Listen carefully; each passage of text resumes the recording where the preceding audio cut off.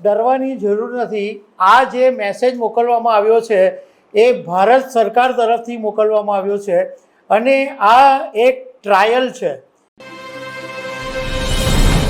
આજે દેશભરમાં કરોડો મોબાઈલ ઉપર એક સાથે સાયરનનો મેસેજ આવ્યો। 3 વખત બીપ બીપ અને મેસેજ પછી કન્ટેન્ટ ઓડિયો હિન્દી, અંગ્રેજી અને પ્રાદેશિક ભાષામાં મેસેજ અને આ ફ્લેશ મેસેજમાં સાયરન પણ વાગ્યું।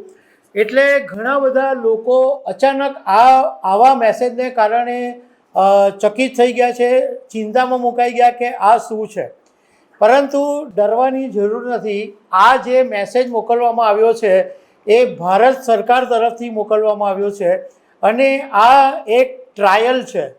એટલે આજે જો તમને કોઈ મેસેજ આવ્યો હોય તો એનો કોઈ રિપ્લાય કરવાનો નથી। ખાલી આ એક એલર્ટ હતું કે આવી રીતના જ્યારે જરૂર પડશે ત્યારે ભારત સરકાર તમને મેસેજ મોકલશે।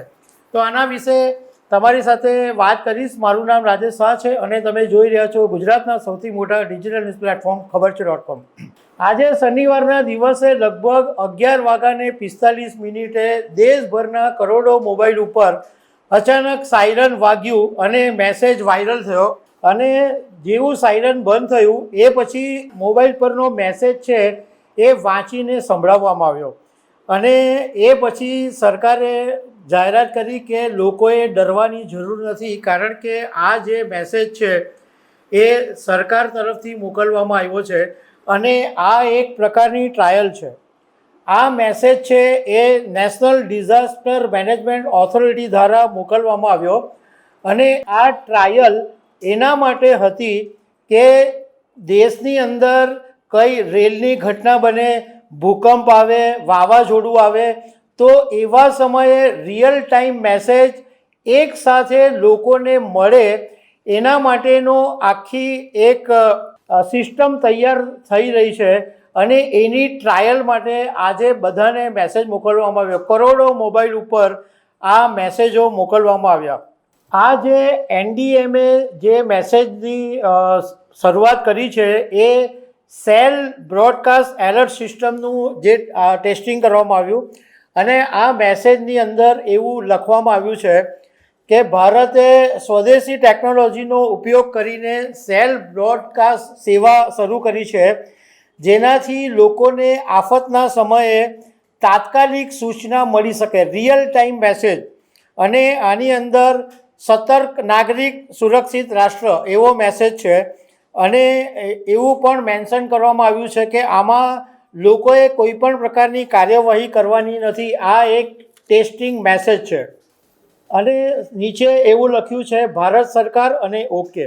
આ જે મેસેજ મોકલવામાં આવ્યો એ હિન્દી ભાષા, અંગ્રેજી અને ટોટલ 19 કરતાં વધારે ભાષાની અંદર આ મેસેજ મોકલવામાં આવ્યો। એટલે અનેક પ્રાદેશિક ભાષાની અંદર પણ આ મેસેજ મોકલવામાં આવ્યો। એટલે જ્યારે આવી રીતના કોઈ ઘટના બનશે કે વાવાઝોડું આવી જાય, ભૂકંપ આવી જાય તો ગુજરાતના લોકોને ગુજરાતની ભાષામાં, તમિલનાડુના લોકોને તમિલ ભાષામાં, એવી રીતના પ્રાદેશિક ભાષાની અંદર આ મેસેજ આવશે। આજે જે મેસેજ આવ્યો એમાં 3 વખત બીપ બીપનો અવાજ આવ્યો, પછી મોબાઈલ પર મેસેજ ફ્લેશ થયો, મેસેજ પછી કન્ટેન્ટનો ઓડિયો આવ્યો, પછી એ હિન્દી, અંગ્રેજી સહિતની 19 પ્રાદેશિક ભાષામાં એ મેસેજ આવ્યો અને આ ફ્લેશ મેસેજ હતો એટલે મોબાઈલના ઇનબોક્સની અંદર સેવ નથી થયો। આ જે આખી સિસ્ટમ છે એ સેન્ટર ફોર ડેવલપમેન્ટ ઓફ ટેલિમેટિક્સ અને ઇન્ટિગ્રેટેડ એલર્ટ સિસ્ટમ સચેત દ્વારા ડેવલપ કરવામાં આવી છે અને સચેત નામની આ સિસ્ટમ છે એ કોમન એલર્ટિંગ પ્રોટોકોલ પર આધારિત છે।